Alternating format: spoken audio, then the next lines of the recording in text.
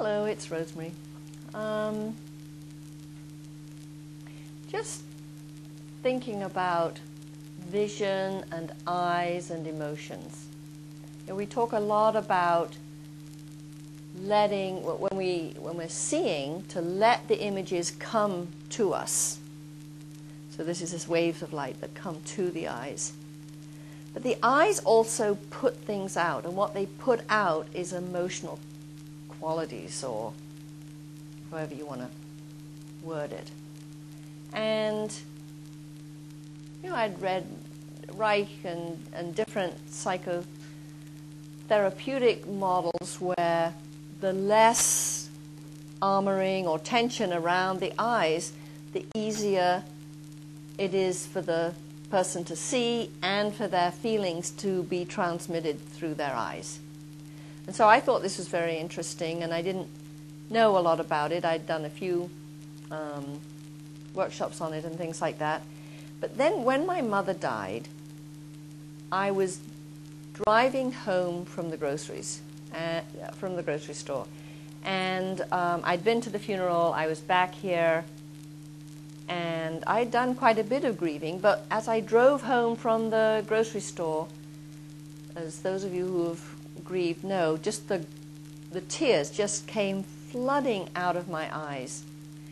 And right before the tears hit my eyes, so it wasn't the tears causing this improved vision, they weren't working like contact lenses at that moment, I saw really, really sharply, like way, way down the street, much further than I was accustomed to seeing. This was in the 80s.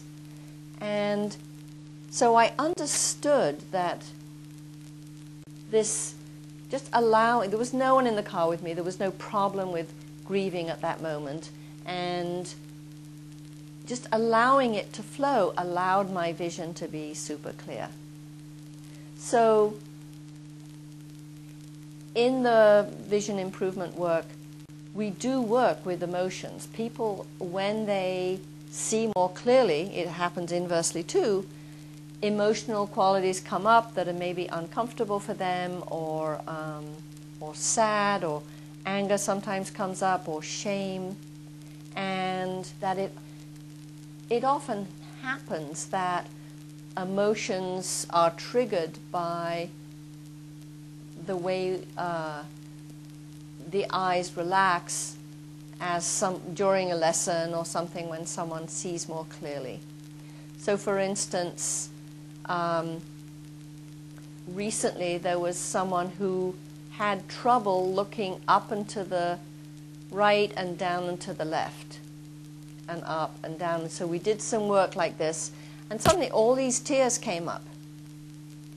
And we stopped, and she sat down, and she had no memory, nothing. We just sat, we were present with it. And then she said, "Oh, I'm okay now." And then we did it, and it was much easier for her eyes to move in those directions.